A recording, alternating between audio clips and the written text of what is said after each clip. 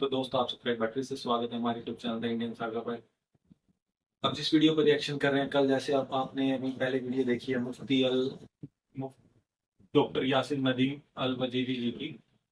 तो आपने उसमें देखा ये कि इस डिबेट के अंदर आपने सुना ही कि हम ब्रह्म की बात कर रहे थे और हमने कहा था कि इसके ऊपर वीडियो लेकर आएंगे। तो मुझे लगा कि ये वीडियो मुझे अकेले नहीं करनी चाहिए ताकि मैं अच्छे से समझा भी पाऊंगा और मतलब बता पाऊंगा जो जिसके ऊपर, जैसे मैंने आपको शुरू में बताया था कि मैं खुद भी उपनिषद या हमारे जो हिंदू ग्रंथ हैं मैं उनको पढ़ता ही आया हूँ कुछ ना, लेकिन उसको सिर्फ अपनी ग्रोथ के लिए पढ़ा था। मैंने सिर्फ याद करने के लिए डिबेट करने के लिए नहीं पढ़ा था कभी भी।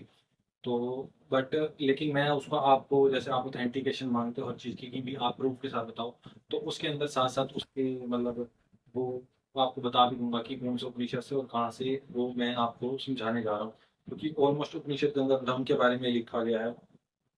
और आप चाहें तो चैट जीपीटी पर भी आप अपना ब्रह्म आप लिख कर देख सकते हैं और उसका मीनिंग आपको समझ आ जाएगा कि हम किस खुदा की बात करें। और हिंदुइज्म में शुरू से ही वैदिक काल से हो चाहे जब भी दुनिया के बनने से लेकर समाप्ति की तरफ जितने भी ऋषि आए हैं, मतलब जितनी बार भी जितना भी वक्त जितने भी योग बने हैं मतलब हिंदुइज्म के अकॉर्डिंग, तो हमेशा ऋषियों ने ब्रह्म की ही उपासना करी है, ब्रह्म को ही पूजा है।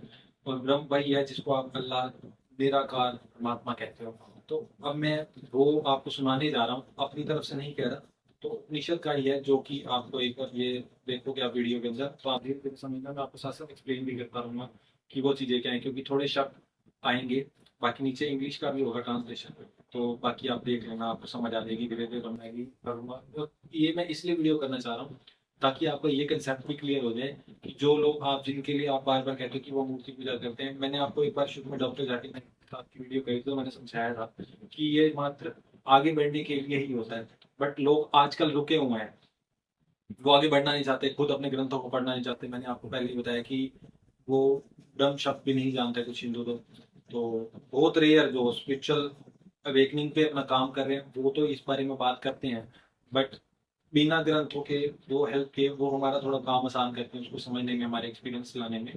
तो वो बात मैं आपसे करने जा रहा हूँ, तो आप जरूर समझना और उसी तरीके से समझना ताकि आप किसी से बात करो आपके लिए भी अच्छा है। जब हिंदू कोई बात करेगा तो आप उसको बोल सकते हो कि आप ब्रह्म के बारे में क्यों बात करते हैं, क्योंकि ब्रह्म वो नहीं है कि ब्रह्मा, जैसे आपने सुना कि ब्रह्मा ब्रह्मा विष्णु महेश ये तीन अलग अलग एंटिटी हैं। तो ये मैं अपना वर्क कर रही है और जिनको परमात्मा ने बनाया तो अल्लाह, मतलब जिसको ब्रह्म कहते हैं अल्लाह कहते हैं, निराकार निरंकार कहते हैं, हम उसकी बात कर रहे हैं। तो वो मैं आपके सामने लाना चाहूंगा। तो अब वीडियो स्टार्ट करते हैं, फिर आप इसके बारे में थोड़ा और बात करेंगे, डिस्कस करेंगे ताकि आप भी कल को उनको बोल सको कि आप इसके बारे में बात करो। तो फिर बस स्टार्ट करते हैं, लाइक शेयर करते रहिएगा। अच्छा टॉपिक है, वैसी बात नहीं। गार्गी भी ये थी। ऋषि विदग्ध ऋषि याज्ञवल्क्य और आज गार्गी के बारे में याज्ञवल्क्य है। को जीतने नहीं देना है, गार्गी भी एक तरह समझे? की सर्वगुरु विद्वान थे, मतलब ये मैं आपको थोड़ा सा बता दूं, थोड़ा सा ये जब राम भगवान मतलब जब इस धरती पर थे, श्री राम इस धरती पर थे, ये तभी की बात है। और राजा जनक जो माता सीता के पिता थे वो ब्रह्म सभाएं बुलाते थे ज्ञान चर्चा करने के लिए। तो ये उस वक्त की है कि भाई ज्ञान चर्चा बार बार बुलाई जाती थी, वक्त वक्त में ऋषि जैसे पढ़ते थे और बड़े होते थे, बच्चे भी होते थे, तो वो सारी ज्ञान सभाएं बार बार होती थी और उनमें कुछ ना कुछ इनाम भी रखे जाते थे। तो ऋषि याज्ञवल्क्य के उस वक्त बहुत बड़े ब्रह्म ब्रह्म के ऊपर, एक निराकार परमात्मा के ऊपर उसको जानने में, उसकी क्रियाओं में बहुत ज्यादा ऊपर थे और कोई अहंकार नहीं था उनको। तो गार्गी बड़ी ज्यादा मतलब इम्प्रेस थी, नॉलेज की जैसे तलाश रहती है ना हर वक्त उसी में रहती थी। ये मैं आपको हाफ एपिसोड दिखा रहा हूँ, जैसा आप देख सकते हो कि एक क्लिप दिखाना है मुझे आपको 10 मिनट का जिसके अंदर सारी चर्चा है। तो वो है ये। तो अभी देखना आप कि उस वक्त श्री राम भी थे और बाकी भगवान शंकर भी थे, लेकिन यहाँ पर टोटली बात किस बारे में करेंगे, जो ऋषि थे। तो वो मैं हे पूज्य ब्राह्मणों, राजा जनक करेंगे। आप में जो ब्रह्मनिष्ठ हो, सर्वश्रेष्ठ ब्रह्मज्ञानी हो, वह मेरी गौशाला में खड़ी 1000 गायें जिनके सींगों पर 10-10 स्वर्ण मुद्राएं बंधी हैं, ले जाए। 10-10 स्वर्ण मुद्राएं जिनके सींगों पर बंधी हैं, वैसी 1000 गायें। किसी को अपने कानों पर विश्वास ही नहीं हो रहा था और स्वयं को सर्वश्रेष्ठ ब्रह्मज्ञानी समझने का साहस कौन करता?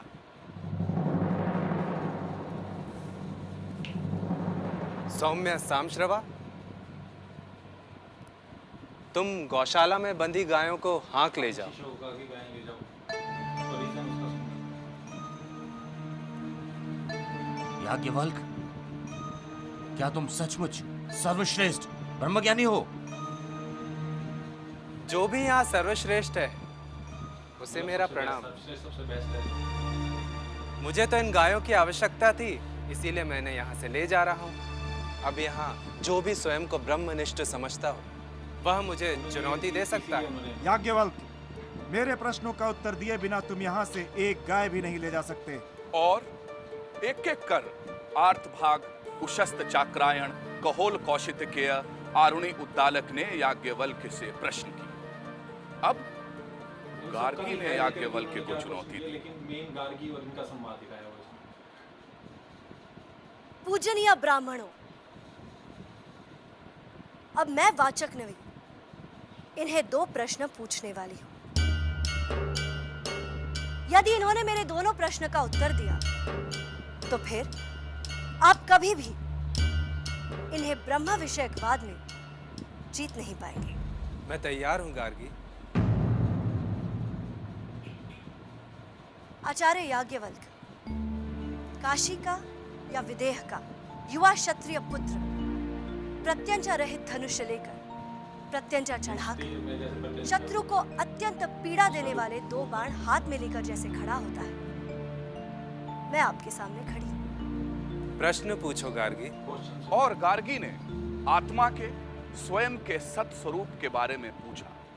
कालत्रय अपि तिष्ठति इति सत, यानी जो नित्य है, जो भूत वर्तमान और भविष्य में स्थित है और जो तीनों कालों में भी नहीं बदलता, वही सत है, वही आत्मा है। ऐसा कोई समय न था जब वह नहीं था, ऐसा कोई समय न होगा जब वह नहीं होगा। वह अखंड है, वह अविनाशी है, वह निर्विकार है। एक रूप से दूसरे रूप में परिवर्तन मृत्यु का द्योतक है। जैसे एक कली मिटकर फूल बनती है, फूल मिटकर फल बनता है और फल फिर बीज, परंतु वह आत्मा परिवर्तनहीन है। वह सदैव एक रूप रहता है। शरीर की मृत्यु होती है, विचार बदलते हैं, संसार बदलता है, पर वह आत्मा सदैव वही रहता है। जो आकाश के ऊपर है, धरती के नीचे है और आकाश और धरती के बीच है, जिसे लोग भूत, भविष्य और वर्तमान कहते हैं, जो तीनों कंडीशंस में उसकी रचना किससे हुई? वो किस में ओतप्रोत है? आकाश से। आकाश एव तदोतम च प्रोतम च। आचार्य याज्ञवल्क्य, आपको नमस्कार है क्योंकि आपने मेरे प्रश्न का उत्तर दिया। अब ये रहा मेरा दूसरा प्रश्न। पूछो गार्गी। आकाश की रचना किससे हुई? वो किस में ओतप्रोत है? गार्गी, तुमने जो आकाश, पूछा space। वह यही है जिसे ब्रह्मवेत्ता अक्षर कहते हैं, ब्रह्म कहते हैं। वह आत्मा है, वही सत्य है, वही सच है, जो हर स्थिति में एक सा रहता है। वह न सुंदर है न असुंदर, वह न स्थूल है न सूक्ष्म है, वह न दीर्घ है न ह्रस्व, वह न प्रकाश है न अंधकार, न आकाश है न वायु, वह न आकार है न छाया, वह न स्नेह है न आसक्ति, वह न आग है न जल है, वह रस नहीं, गंध नहीं, चक्षु नहीं, श्रोत्र नहीं, मन नहीं, वाणी नहीं, तेज नहीं, प्राण नहीं, मुख नहीं, मात्रा नहीं, जिसके भीतर कुछ नहीं, जिसके बाहर कुछ नहीं, संग और निसंग से परे है वह। न उसका अंत होता है, न ही उसका कोई अंत कर सकता है। वह अनादि है, अनंत है।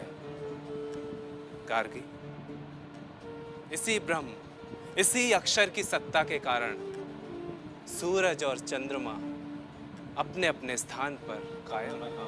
इसी अक्षर की सत्ता के कारण धरती और आकाश कायम है। इसी ब्रह्म के प्रशासन के कारण पर्वत स्थिर है, नदियां बहती हैं। इसी अक्षर के प्रशासन के कारण ही मनुष्य दान देने वालों की प्रशंसा करते हैं, देवता यज्ञ करने वालों की और पूर्वज तर्पण की अपेक्षा रखते हैं। गार्गी, जो इस अक्षर, इस ब्रह्म, इस आत्मा को न जानकर यज्ञ करता है, इसको ना अनेक जानकर वर्षों कोई भी तक काम तप करता है, कितना तप करता है, उसके सभी काम असफल होते हैं। फूल होते हैं, गार्गी, जो उसको जाने जो इस अक्षर ब्रह्म को न जानकर इस लोक से चला जाता है, वह कृपण है, दुर्भाग्यशाली है, दया का पात्र है। और जो इस अक्षर ब्रह्म को जानकर अमर हो जाता है, वही ब्राह्मण है, ब्रह्म वेत्ता है। गार्गी, वह ब्रह्म सारे जगत में अस्तित्व मात्र के रूप में ओतप्रोत है। वह ब्रह्म पेड़ है, वह ब्रह्म पशु है, वह ब्रह्म हम सब हैं। वह ब्रह्म मैं हूं, वह ब्रह्म तुम हो, वह ब्रह्म आप हैं। यह है ही आत्मा है। इस है के द्वारा बताया गया अस्तित्व ही आत्मा है। यह सत्य ही आत्मा है। यही हमारा वास्तविक रूप है।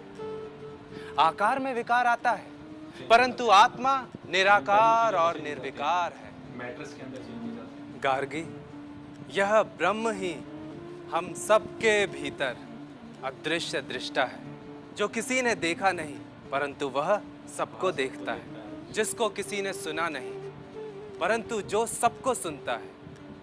जिसका चिंतन नहीं किया जा सकता, परंतु वह सबका चिंतन करता है। जिसे कोई नहीं जानता, परंतु वह सब कुछ जानता है।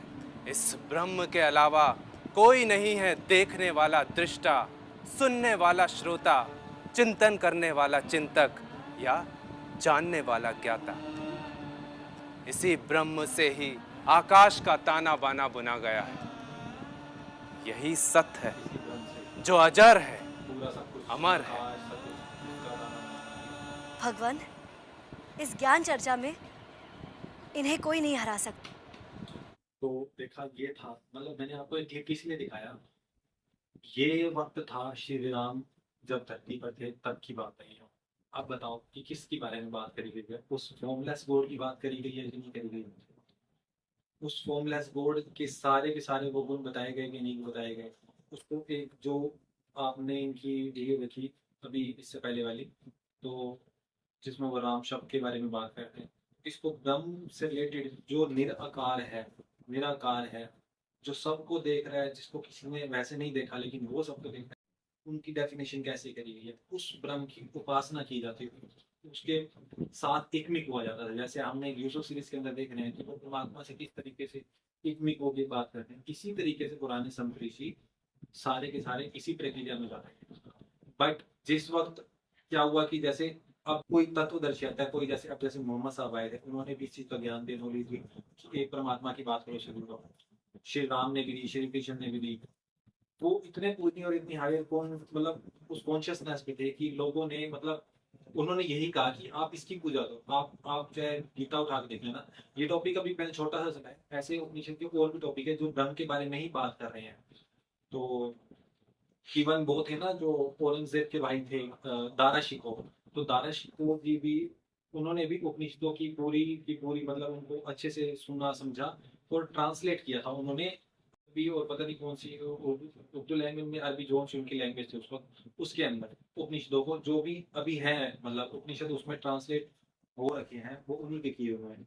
तो उनके ऊपर भी एक एपिसोड है, तो वो भी मैं ऐसे एपिसोड कई लेके आ सकता हूँ जो ब्रह्म और एक सत्ता की बात कर रहे हैं। ये आपको देखना इसलिए जरूरी था कि आप समझें कि भाई हर चीज उस चीज पर नहीं है। कहीं यहाँ पर कोई बात हुई, इतनी ऋषियों की सबसे बहुत ज्यादा पूजनीय ऋषि माने गए हैं। राजा जनक खुद ब्रह्म को जानने, उस सत्ता में बहुत ज्यादा उस योग में मतलब रहते थे, उनकी कॉन्शियसनेस बड़ी हाई थी, तो वो स्वयं भी इतना ज्ञान रखते थे। तो तब वो ये ब्रह्म सभा करवाते थे कि नए नए तरीके से लोगों के अंदर भी अगर वो आए, अवेयरनेस आए। तो इन्होंने कहीं पे भी बात करी उस तरह की पूजा की, जिस तरीके से आप कहते हो कि आप इनको ये इस तरीके से पूजा करते हो। ये पद्धतियां भगवान ने गीता में भी की है, श्री कृष्ण ने, कि बनाने वालों ने ये विधियां बनाई हैं। जिन लोगों ने अपने लिए आसानी थोड़ी करने की कोशिश करी ना, कि हम उतना नहीं कर सकते, उन चीजों में नहीं रह सकते पारिवारिक, तो हम इतना कर लेंगे, हम आपको ही वो मान लेंगे।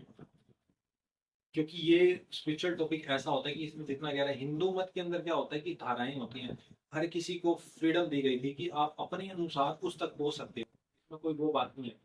तो जब पुराने वक्त में ऋषियों ने ब्रह्म की उपासना करी तो कुछ लोगों ने फिर धाराएं मोड़ी, धीरे धीरे उन्होंने अलग तरीके से विधियां निकाली। किसी ने योग करके उसको पाने की प्राप्ति की वो करी कि हम उससे एक मिल हो जाएं। किसी ने मतलब पूजा अर्चनाएं करी, किसी ने यज्ञ करने शुरू कर दिए। लेकिन भगवान कृष्ण ने उसमें सीधा सीधा कहा, श्री कृष्ण ने, कि बनाने वालों ने विधियां बनाई है और मैं इन विधियों से परे नॉलेज मीन्स सबसे बड़ा जो योग है, ज्ञान योग जिसको नॉलेज कहते हैं, मैं उसी से प्राप्त किया जा सकता हूँ। उन्होंने ये बात बोली है। अब मैं छोटे स्तर पे ये भी मैंने बात करी है आपसे क्लियरली। तो आप ब्रह्म से रिलेटेड जब भी आपको जानना हो ना कि हिंदू किनकी मेन तरीके से उपासना करते हैं, तो वो ब्रह्म ही है। तो ब्रह्म के ऊपर बहुत सारे जो अभी भी हैं लोग, मतलब उससे एकमिक होने के लिए उसी की एक ही उपासना करते हैं, जहां पर वो किसी और चीज को अपने बीच में नहीं लाते। मतलब बीच में कोई ऐसी वो नहीं रखते जैसे आप जिनको मूर्ति पूजा करते हैं, वो सीधा एकमिक रहते हैं। जैसे कि अपने अगल बगल दाएं बाएं, जैसे वो कहते हैं कि यूसुफ जी ने कहा था ना कि जो मेरे हाजिर नाजिर है, तो हाजिर नाजिर परमात्मा की बात, जो हमेशा हर आंख से देखने वाले, तो वो बात थी। तो मैं समझ सकता हूँ कि आपको समझ आई होगी। अगर नहीं भी आई तो आप ये मत समझना कि कुछ गलत है या वो है, आप उससे थोड़ा रिसर्च कर सकते हो। या धीरे धीरे जब हम और वीडियोस करेंगे तो उनमें बीच में एक आधा टॉपिक लेके आते रहेंगे, या साथ साथ जब मैं मतलब कुरान क्लासेस वगैरह हम उनमें भी जाएंगे या और एपिसोड करेंगे, और तो उनमें धीरे धीरे हम अपनी बातें क्लियर और भी करते रहेंगे। और आपके क्वेश्चंस कुछ भी हों वो उनकी भी जरूर कभी लाइव आके या कभी जरूर आऊँगा, और कभी कमेंट्स में कभी कैसे आपकी वो पूरी करूंगा। आप क्वेश्चंस भी पूछ सकते हो अगर आपका हो इससे रिगार्डिंग, तो आप और पूछ लेना। यहाँ पर बात हो रही है एक अच्छी बातचीत की, एक अच्छे ज्ञान को लेने और देने की। जैसे कि हम ले रहे हैं ज्ञान, मतलब इस्लामिक जो स्कॉलर्स हैं उनके थ्रू समझने की कोशिश करें, ऐसे ही ये भी एक पर्सपेक्टिव था जो आपके सामने मैंने रखा, जो अभी तक आपको नहीं पता था। ब्रह्मा और ब्रह्म अलग होते हैं, ये हमेशा से मैं आपको ये समझा रहा हूँ। तो सबसे पहले ब्रह्म ही है, उसके बाद सब कुछ बना। जो आप जिसको बिग बैंग थ्योरी कहते हो, या जिसको हम ये कहते हैं कि परमात्मा ने कहा कि भाई हो जा, वो क्या कहते हैं उसको, कौन पाया कौन, या इन पाया कौन, या वेद।